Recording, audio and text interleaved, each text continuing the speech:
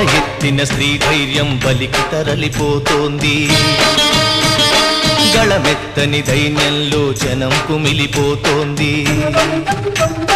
మనువాదపు మంటల్లో ఊరు తగలబడుతోంది. మగ పశువుల కాళ్ల కింద మగువ నలిగిపోతోంది. ఈ దౌష్ట్యం ఇక వద్దని, ఈ క్రౌర్యం ఇక రద్దని అరవండో. పంచమున్ని సృష్టించిన ఆ వంచకుడెవడని అడగండో.